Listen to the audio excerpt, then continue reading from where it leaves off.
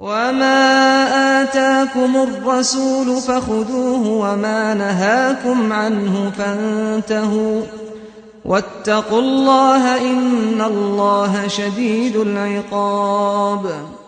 الحمد لله رب العالمين والصلاة والسلام على أشرف الأنبياء والمرسلين أما بعد. امام بخاری فرماتے ہیں حدثنا ابو نعیم قال حدثنا افلح بن حمید عن القاسم بن محمد عن عائشة قالت نزلنا المزدلفة. حضرت عائشہ رضی اللہ عنہ سے مروی ہے، فرماتی ہیں نزلنا المزدلفة، ہم مزدلفہ اترے. ابو نعیم یہ امام بخاری کے استاد ہیں. پہلے کدھر؟ جی وہاں محمد بن کثیر تھے. تو امام بخاری کے بہت سارے اساتذہ ہیں، کہتے ہیں 1080 کے قریب اساتذہ ہیں جن سے امام بخاری نے حدیثیں حاصل کی. تو جو پہلا نام ہوتا ہے وہ امام بخاری کے استاد کا نام ہوتا ہے. تو 1080 کے قریب امام بخاری کے استاد ہیں اور 90,000 کے قریب شاگرد ہیں جنہوں نے صحیح بخاری پڑھی ہے امام بخاری سے، یہ سنی ہے. 90,000، آپ حیران ہوں گے اتنی محنت کرتے تھے ہمارے سلف صالحین، ہمارے بزرگ. حضرت عائشہ رضی اللہ عنہ فرماتی ہیں، امام بخاری اپنی سند سے حدیث بیان کر رہے ہیں. تو حضرت عائشہ رضی اللہ عنہ فرماتی ہیں نزلنا المزدلفة، ہم مزدلفہ میں پہنچے، مزدلفہ میں اترے، ہم نے مزدلفہ میں پڑاؤ ڈالا حج کے دوران.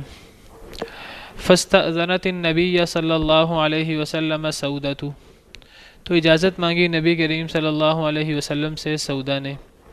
سودا ام المؤمنین حضرت سودا رضی اللہ عنہا وارضاہا، انہوں نے نبی صلی اللہ علیہ وسلم سے اجازت مانگی. نبی صلی اللہ علیہ وسلم نے ایک ہی حج کیا، آپ کو پتہ ہے. تو اس حج میں نبی کریم صلی اللہ علیہ وسلم کے ساتھ آپ کی ازواج مطہرات بھی تھیں، حضرت عائشہ بھی، حضرت سودا بھی، دیگر ازواج بھی تھیں امہات المؤمنین.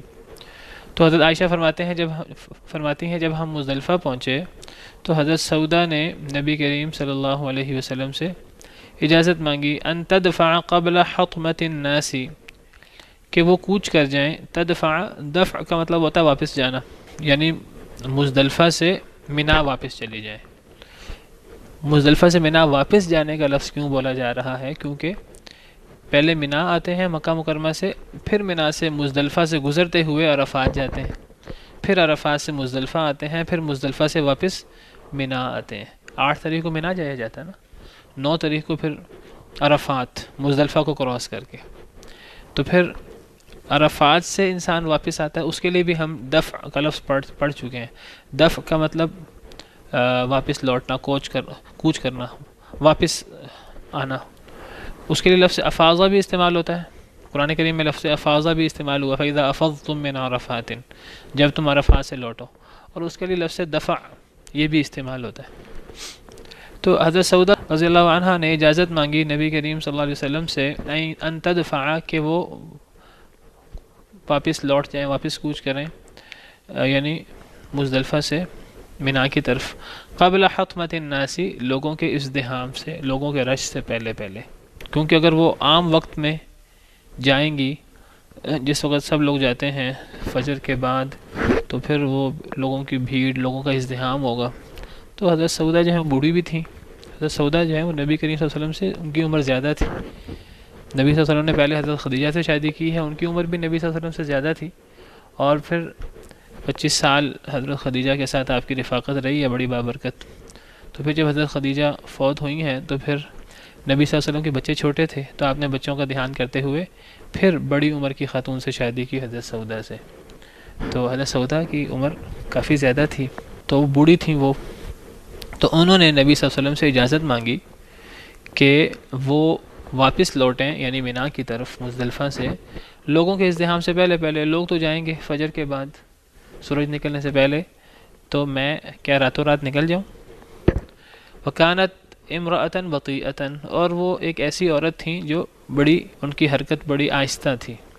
بطیئہ سست، یعنی ان کی حرکت بڑی سست تھی. سست شخص کو بطیء کہتے ہیں. سست تو ویسے کوئی اچھی صفت نہیں ہے، لیکن یہاں ان کی جو حرکت سست تھی وہ ان کے بڑھاپے کی وجہ سے، یہ تو مجبوری ہے نا. تو وہ خفیف الحرکت تھیں، وہ اتنی جلدی جوانوں کی طرح حرکت نہیں کر سکتی تھیں، بوڑھی تھیں، تو ان کے لیے ازدحام اور رش کے اندر جو ہے وہ سفر کافی مشکل تھا. تو انہوں نے نبی صلی اللہ علیہ وسلم سے اجازت مانگی کہ کیا میں لوگوں کے رش سے پہلے نکل جاؤں. فأذن لها، تو آپ نے ان کو اجازت دے دی، جس طرح آپ نے دیگر اپنے رشتہ داروں میں سے جو چھوٹے تھے، جو کمزور تھے، ان کو بھیجا. ان کے ساتھ آپ نے حضرت سودا کو بھی اجازت دے دی کہ وہ بھی پہلے جا سکتی ہیں. فدفعت، تو وہ واپس لوٹ گئیں، قبل حطمت الناس، لوگوں کے رش سے پہلے، لوگوں کی بھیڑ سے پہلے. وأقمنا، ہم ٹھہرے رہے، ہم نے قیام کیا. کون کہہ رہی ہیں؟ حضرت عائشہ. حضرت عائشہ تو چھوٹی عمر کی تھیں، جوان تھی، بالکل نوجوان. تو وہ کہتی ہیں ہم ٹھہرے رہے، حتی اصبحنا نحن، حتیٰ کہ ہم نے صبح کی. ثم دفعنا بدفعه، پھر ہم واپس لوٹے نبی کریم صلی اللہ علیہ وسلم کے واپس لوٹنے کے ساتھ. حضرت عائشہ بھی خاتون تھی، حضرت عائشہ چاہتی ہیں، حضرت عائشہ بھی اجازت مانگ سکتی تھی، لیکن وہ ان کی عمر چھوٹی تھی. جب نبی کریم صلی اللہ علیہ وسلم فوت ہوئے ہیں تو اس وقت حضرت عائشہ کی عمر 18 سال تھی. تو حضرت عائشہ جو ہے بالکل نوجوانی کی عمر، قوت اور جوش جذبہ سب موجود ہے. تو وہ فرماتی ہیں کہ ہم ٹھہرے رہے. تو حضرت سودا نے تو اجازت مانگ لی، تو ہم ٹھہرے رہے، حضرت عائشہ ٹھہری رہیں نبی صلی اللہ علیہ وسلم کے ساتھ. تو نبی صلی اللہ علیہ وسلم کے ساتھ ہی وہ لوٹی. جب نبی صلی اللہ علیہ وسلم لوٹے تو ان کے ساتھ ہی حضرت عائشہ بھی لوٹی.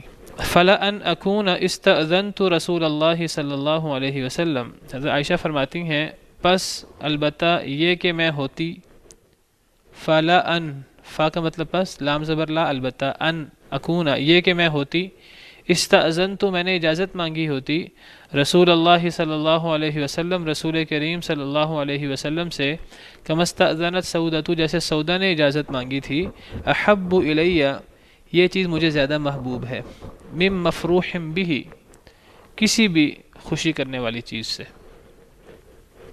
مجھے کسی بھی خوشی کرنے والی چیز سے زیادہ محبوب بات یہ لگتی ہے آج. جس وقت حضرت عائشہ یہ حدیث بیان کر رہی ہیں، حضرت عائشہ یہ حدیث بعد میں بیان کر رہی ہیں، کافی عرصہ کے بعد، اور وہ واقعہ بیان کر رہی ہیں نبی صلی اللہ علیہ وسلم کے حج کا.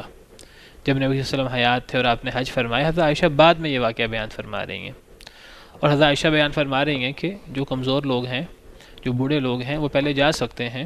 تو وہ حضرت سودا کا واقعہ بیان کر رہی ہیں کہ حضرت سودا بوڑھی تھی، انہوں نے اجازت مانگی نبی صلی اللہ علیہ وسلم سے، خفیف الحرکت تھی، نبی صلی اللہ علیہ وسلم نے انہیں اجازت دے دی. حضرت عائشہ کہتی ہیں ہم نے اجازت نہیں مانگی، میں آپ کے ساتھ ہی رہی. تو لیکن حضرت عائشہ کہتی ہیں کہ آج میں محسوس کرتی ہوں، جب حدیث بیان کی اس وقت حضرت عائشہ بھی بوڑھی ہو چکی تھی، یا اس وقت رش زیادہ بڑھ چکا تھا. اب وہ قوت اور وہ جوانی نہیں تھی جو 17-18 سال کی عمر میں تھی.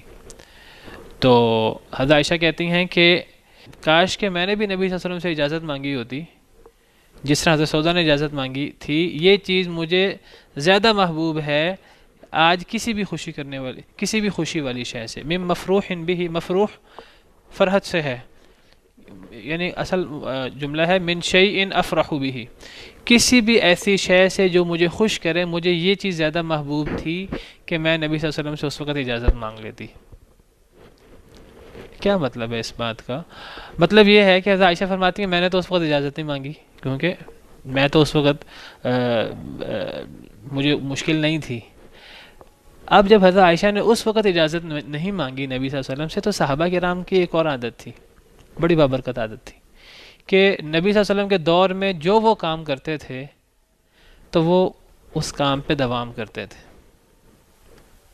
نبی صلی اللہ علیہ وسلم کے دور میں جو کام جس طرح کیا، اب بعد میں حالات چینج بھی ہو جاتے تو صحابہ کرام کوشش کرتے کہ ہم اسی پر فوت ہوں کہ جو ہم نے زندگی نبی صلی اللہ علیہ وسلم کے ساتھ گزاری.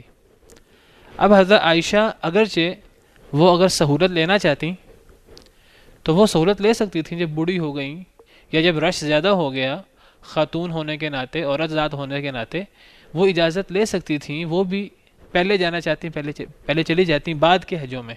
نبی صلی اللہ علیہ وسلم کے بعد جب حضرت عائشہ کی عمر بڑی ہو گئی، جب رش زیادہ ہو گیا، تو حضرت عائشہ بھی سہولت لے سکتی تھی، پہلے جا سکتی تھی، لیکن انہوں نے پہلے جانا پسند نہیں کیا. کیوں؟ وہ کہتی ہیں میں نے اس لیے پہلے جانا پسند نہیں کیا کہ میں نے نبی صلی اللہ علیہ وسلم کے ساتھ، تو جب آپ صلی اللہ علیہ وسلم لوٹ رہے تھے میں بھی تب لوٹی تھی. اب جب میں نے آپ کے ساتھ حج میں میں اس وقت لوٹی تھی، اب حضرت عائشہ کی اب خواہش تھی کہ پوری زندگی وہ اسی طرح ہی حج کریں، پوری زندگی حج کرتے ہوئے وہ فجر کے بعد سورج طلوع ہونے سے پہلے عام لوگوں کے ساتھ ہی لوٹیں، کیونکہ نبی صلی اللہ علیہ وسلم کے ساتھ انہوں نے یہ کام کیا تھا۔ حضرت سودا نے اجازت لے لی آپ صلی اللہ علیہ وسلم کی زندگی میں، وہ بعد میں بھی پہلے چلی جاتی۔ حضرت عائشہ نے اجازت نہیں لی تو حضرت عائشہ جو ہیں وہ اب جو انہوں نے حضرت عائشہ نے جس طرح نبی صلی اللہ علیہ وسلم کے ساتھ جس وقت لوٹی تھیں، پوری زندگی وہ اسی پہ عمل کرتی رہیں، حالانکہ اجازت تھی۔ اس حدیث سے یہ ثابت ہوتا ہے کہ کمزور لوگوں کو، بوڑھے لوگوں کو پہلے جانے کی اجازت ہے۔ کچھ لوگ کہتے ہیں اس حدیث سے تو الٹ ثابت ہوتا ہے کہ نہیں، کمزور لوگ بھی نہیں جا سکتے۔ حضرت عائشہ بھی وہ کہتی ہیں کہ کاش کہ میں نبی صلی اللہ علیہ وسلم سے اجازت لے لیتی، اب جب میں نے اجازت نہیں لی نبی صلی اللہ علیہ وسلم سے، اب میں جو ہے وہ پہلے نہیں جاؤں گی، تو گویا کہ پہلے جانا منع ہو گیا۔ نہیں، اصل میں وہ بات سمجھے نہیں، اصل میں یہاں وہ اشارہ ہے صحابہ کرام کے ایک خاص عمل کی طرف اشارہ ہے۔ صحابہ کرام نبی صلی اللہ علیہ وسلم کے دور میں جو عمل کرتے تو کوشش کرتے اس پہ دوام کریں۔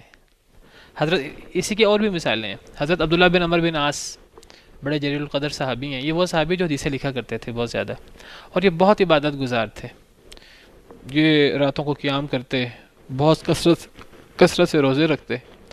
ان کے بارے میں آتا ہے انہوں نے ایک دفعہ نبی صلی اللہ علیہ وسلم سے اجازت مانگی کہ اے اللہ کے نبی صلی اللہ علیہ وسلم، میں روزانہ روزہ رکھنا چاہتا ہوں، میں چاہتا ہوں کہ میں کوئی دن بھی روزہ کے بغیر نہ گزرے میرا۔ آپ نے منع فرما دیا، آپ نے فرمایا کہ اس کی اجازت نہیں ہے، مسلسل روزہ رکھنا جائز نہیں ہے، جو بندہ ہمیشہ کا روزہ رکھے، حدیث ہے، اس کا کوئی روزہ نہیں ہے۔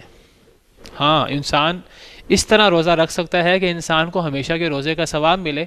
اگر ایک انسان ہر مہینے میں 3 دن روزہ رکھے، اس کو گویا کہ جو ہے وہ اگر ہر مہینے 3 دن روزہ رکھے تو ایک روزے کا ثواب 10 روزوں کے برابر، تو گویا کہ 3 روزوں کا ثواب 30 روزوں کے برابر، تو یہ ہمیشہ کے روزوں کے برابر ثواب مل جاتا ہے۔ لیکن اگر ایک انسان کہے جی میں روزانہ روزہ رکھوں تو یہ رہبانیت ہے، یہ جائز نہیں ہے۔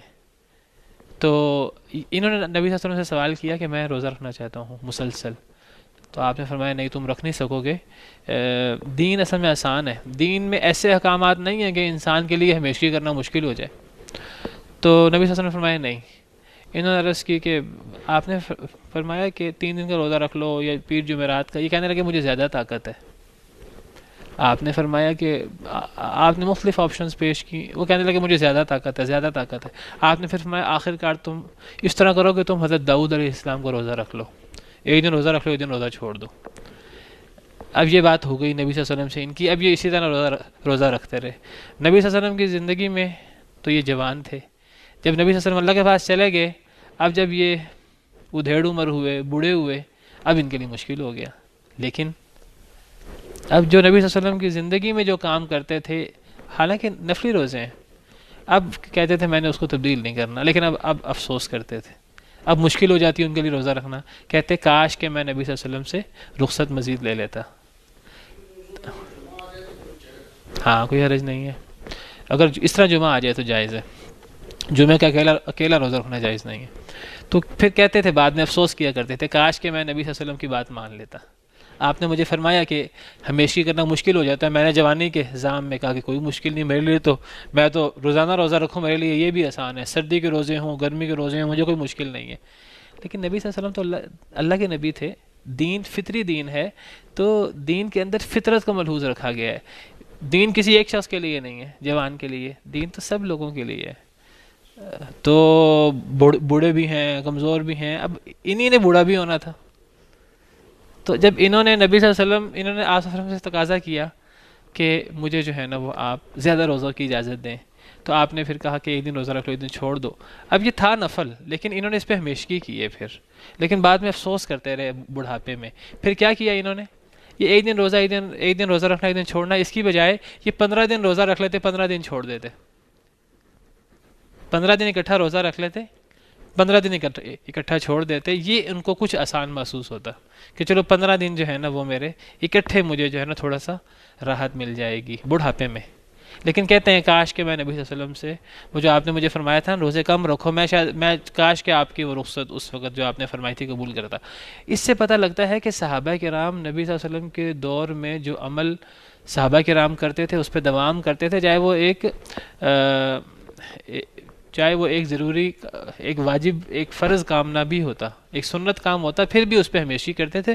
تو حضرت عائشہ کا یہاں وہ ہمیشگی مراد ہے، جو نبی صلی اللہ علیہ وسلم کے ساتھ انہوں نے فجر کے بعد نکلی، تو اب وہ ہمیشہ فجر کے بعد نکلتی تھیں۔ تو وہ کہتی ہیں کہ جب حضرت سودا نے اجازت مانگی، میں نے اجازت نہیں مانگی کہ میں جوان ہوں، میں طاقتور ہوں، میں نے اجازت نہیں مانگی، حالانکہ وہ تو عورتوں کے لیے، سب کے لیے اجازت تھی۔ کاش کہ میں بھی حضرت سودا کے ساتھ چلی جاتی، میرے لیے آئندہ زندگی آسان ہو جاتی، آئندہ زندگی میں جب بھی حج کرتی مجھے یہ مسئلہ نہ ہوتا، لیکن اب میں وہی کروں گی جو میں نبی صلی اللہ علیہ وسلم کی زندگی میں کرتی رہی ہوں۔ تو گویا کہ اس حدیث سے جواز کا علم ہوتا ہے کہ عورتیں اور بوڑھے اور کمزور جو ہیں وہ پہلے نکل سکتے ہیں، جس طرح حضرت سودا کو آپ نے اجازت دی، حضرت سودا نے اجازت مانگی۔ حضرت عائشہ نے یہ اجازت، یہ رخصت کیوں نہیں لی، اس کی وجہ کوئی اور ہے، اس کی وجہ وہ صحابہ کرام کا ایک مخصوص طرز عمل ہے کہ وہ ہمیشگی کرتے تھے نبی صلی اللہ علیہ وسلم کی زندگی میں کرنے والے کام کو، اور یہ بہت بڑا عمل ہے کہ جی ہم اسی پہ فوت ہوں جو ہمارے کام نبی صلی اللہ علیہ وسلم کی زندگی میں ہوتے تھے۔ وہ صحابہ کرام کی بہترین زندگی تھی، بہترین دور تھا جو انہوں نے نبی صلی اللہ علیہ وسلم کے ساتھ گزارا۔ وہ کہتے تھے کاش کہ ہمارا بہترین دور برقرار رہے، جو کام ہم آپ کے دور میں کرتے تھے وہی کام ہم آپ کے بعد بھی جاری رکھیں، یہ ان کا شوق تھا ایک۔ تو اس شوق میں وہ بعض دفعہ ان کو مشکل بھی آتی، تو وہ کہتے تھے کاش کہ ہم نبی صلی اللہ علیہ وسلم کی زندگی میں جو آپ ہمیں رخصتیں بتایا کرتے تھے کاش کہ ہم وہ لے لیتے۔